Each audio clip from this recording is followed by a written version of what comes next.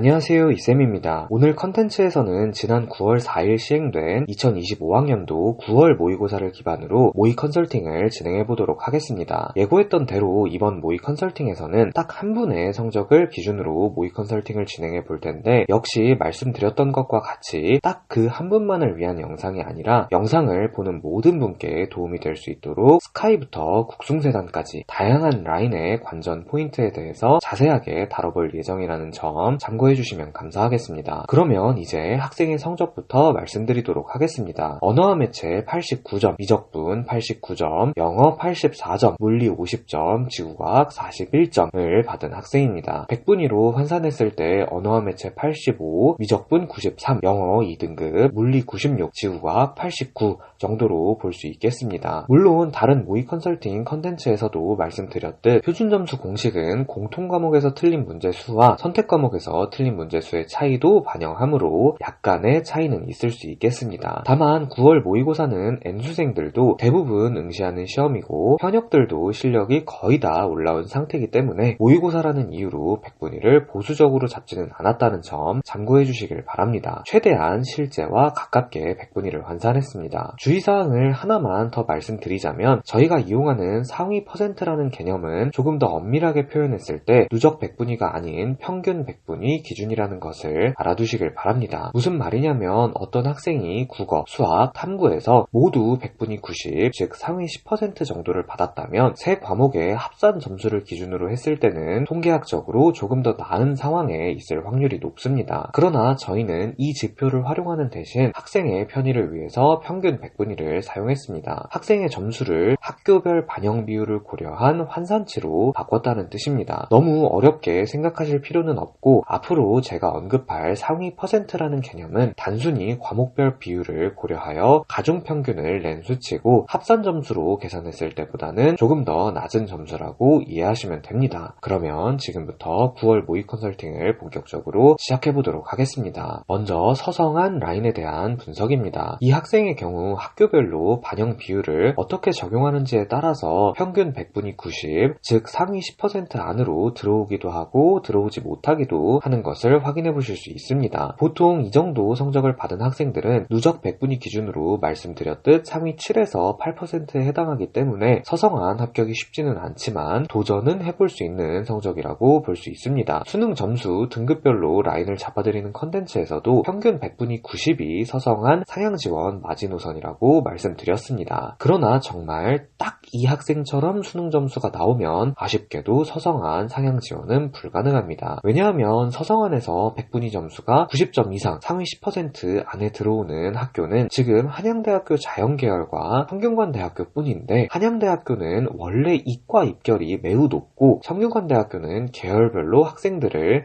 크게 모집하기 때문에 변수 자체가 적다고 볼 수 있습니다. 모집 인원이 적으면 학생들 단 몇 명의 변심으로 입결이 크게 요동칠 수 있겠지만, 모집 인원이 많으면 변수가 적어지고 어느 정도 예상할 수 있는 범위 내에서만 커트라인이 형성됩니다. 즉 입결이 높아질 일도 많이 없지만 입결이 낮아질 일도 많이 없어서 상향으로는 큰 매력이 없다는 겁니다. 게다가 성균관대학교는 계열별로 딱 정해진 반영 비율을 적용하는 게 아니라 나한테 유리한 방식으로 적용되기 때문에 누구나 조금씩은 유리해집니다. 따라서 모두가 같은 조건인 것을 생각했을 때 성균관대학교에서는 내 100분위를 다소 보수적으로 볼 필요가 있습니다. 그래서 아쉽지만 이 학생의 경우는 서성한 지원을 추천드리지 않는 것입니다. 다만 평균 성적은 비슷하지만 과목별 성적 구조가 다른 학생들도 계실 것이고, 이 학생이 수능에서는 다른 성적을 받을 수도 있기 때문에 지금부터는 서성한 지원의 전략 코멘트를 드리도록 하겠습니다. 먼저 서강대학교는 애초에 모집 정원이 다른 학교보다 다소 적다는 특징이 있습니다. 그래서 변수가 조금 많은데 입결이 높아질 여지도 있다는 것이 리스크지만 정확히 그에 해당하는 만큼 입결이 낮아질 여지도 충분한 것이기 때문에 상향 지원으로는 매력이 있고 하향 지원으로는 매력이 없습니다. 서강대학교가 하향일 정도라면 꽤 수능을 잘 보셨을 텐데 차라리 변수가 적은 성균관대학교를 하향으로 쓰는 게 나을 수도 있습니다. 다음으로는 가군 한양대학교인데요. 연고대가 가군에 있기 때문에 가군 한양대학교는 기회가 될 수 있습니다. 물론 올해 다군에 고려대학교 포함 상위권 대학들이 새롭게 들어오면서 추가 변수가 생길 수는 있겠습니다. 있겠지만 신설 모집 단위 제외의 기존 연고대의 모집 단위는 가군에 그대로 있을 예정입니다. 즉 연고 서성한 성적을 받은 학생들은 여전히 가군 연고대, 나군 서성한, 다군은 알아서 적절히 이런 전략을 세울 확률이 높습니다. 따라서 좋은 성적을 받은 학생들은 굳이 가군에서 연고대 지원을 포기하고 서성한을 쓸 필요가 없고 가군 한양대는 나군에 비해서 최상위권이 조금 더 적어서 도전 가치가 있는 것이죠. 다음으로 중경외시 라인입니다. 100분위 점수 90점 정도를 받은 학생의 적정 라인은 분명히 중경외시입니다. 그리고 라인을 잡는 법, 유불리를 따지는 법에 대해서는 방금 서성한에서도 같은 유형의 다른 컨텐츠에서도 충분히 말씀드린 것 같습니다. 그러나 과 선택을 어떻게 해야 하는지, 지금 내가 고려하고 있는 학과가 최선의 전략이 맞는지 이런 부분은 고민이 될 수 있습니다. 그래서 여기서는 예고했던 것처럼 표본 분석에 관한 이야기를 해볼까 합니다. 작년 진학사의 실제 데이터를 보면서 어떤 점들에 초점을 맞춰야 하는지 알려드리도록 하겠습니다. 지금 보여드리는 자료는 오늘의 주인공 학생과 굉장히 유사한 성적을 받았던 학생의 진학사 데이터입니다. 표는 바로 이해가 안 되실 테니 말로 설명해 드리도록 하겠습니다. A라고 나와 있는 부분이 진학사가 상위 몇 %로 합격할 것인지를 예상한 수치라고 보시면 됩니다. 100을 넘으면 당연히 불합격을 예상한다는 뜻이고, 지금 이 학생의 경우 서울시립대학교는 상위 83%로 경희대학교의 경우는 상위 85%로 두 학교 모두 합격을 예상하기는 하지만 안정적이지는 않은 상황이었다고 볼 수 있겠습니다. 여기서 어떤 걸 보셔야 하냐면 변동성을 봐야 합니다. 서울시립대학교의 경우 20명을 뽑는데 진학사는 최초 합격 인원이 17명일 거라고 주장하고 있습니다. 경희대학교의 경우 56명을 뽑는데 최초 합격 인원이 26명일 거라고 주장합니다. 상식적으로 당연히 모집 인원과 최초 합격 인원은 같아야 합니다. 추합 인원이야 연도마다 과마다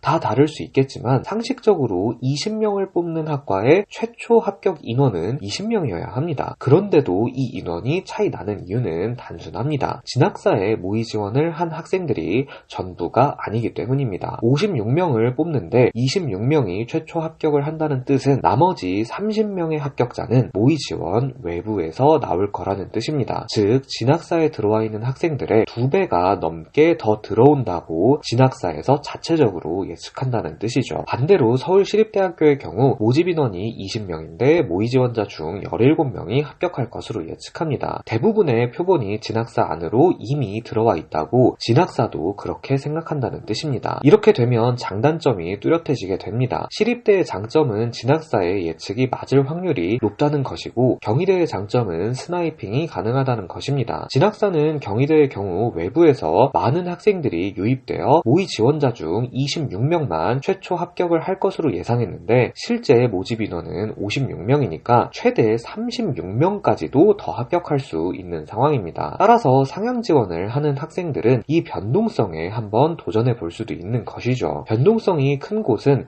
입결이 낮아질 수도 있는 장점을 살려서 상향의 기회로, 변동성이 낮은 곳은 안전하다는 장점을 살려서 하향 안정 지원으로 활용하시면 됩니다. 서울시립대 같은 경우에는 진학사가 표본을 거의 다 가지고 있는 것과 마찬가지이기 때문에 변동성이 적어서 펑크가 날 확률도 적고 폭발할 확률도 적습니다. 다만 실제로 언급한 이 학과들의 상황은 작년 한정이라는 점 기억하시길 바랍니다. 올해는 수능을 보고 들어오는 학생들의 상황을 보면서 새롭게 표본을 분석해야 합니다. 저희는 이외에도 수많은 데이터를 활용하지만 일단 가장 설명하기 쉬운 데이터를 기준으로 말씀드렸다는 점 참고해 주시길 바랍니다. 실제로는 합격 확률과 펑크 확률을 수치로 환산하고 과대평가 지수, 변동성 지수 등을 추가로 활용하며 보시는 표에서도 3장 실지원자 수와 내 등수, 20장 모의 지원자 수의 데이터 등을 추가로 정밀 분석해야 합니다. 지금은 가볍게만 봐두셨다가 수능 이후에 다른 영상들과 함께 한 번 더 제대로 복습하면 큰 도움이 될 것이라 확신합니다. 방금 말씀드린 변동성과 관련한 사항은 당연히 다른 라인에서도 벌어지는 일입니다. 작년 숭실대학교에서도 이런 일이 있었습니다. 영어 영문의 경우 변동성이 매우 크고 독어 동문의 경우 변동성이 매우 작은 상황이어서 국숭세단 어문 계열에 상향으로 지원하실 분들께 숭실대학교 영어 영문을 추천해 드렸었는데 실제로 펑크가 났었습니다. 국숭세단에서는 더더욱 이런 일이 많이 발생합니다. 왜냐하면 비슷한 성적의 다른 대학들이 많아지는 첫 번째 라인이기 때문인데요. 건동홍의 경우에는 비슷한 입결 입결이 형성되는 다른 대학이 거의 없습니다. 건국대학교, 동국대학교, 홍익대학교 3개 학교가 그나마 비슷한 입결이 형성되는 거지 다른 대학은 이 세 대학보다 훨씬 낮거나 훨씬 높거나 최소한 입결이 겹치지는 않는다고 볼 수 있습니다. 그러나 건동홍 이하 국숭세단에서는 비슷한 입결의 다른 대학이 매우 많습니다. 부산, 경북 등 인기 지방 거점 국립대학교는 과에 따라서 국숭세단과 비견할 수 있는 곳이 많고 공대 기반으로 확실한 인프라를 가지고 있는 인하대학교와 아주대학교도 있습니다. 그리고 서울과학기술대학교는 요즘 인기가 매우 높아져서 국민대학교나 숭실대학교보다도 오히려 더 높은 입결을 보여주고 있습니다. 그래서 변동성이 큰 학과가 많고 이를 잘 고려해서 표본 분석을 해보면 충분히 기회를 노려볼 수 있다는 것입니다. 다만 건동홍의 경우는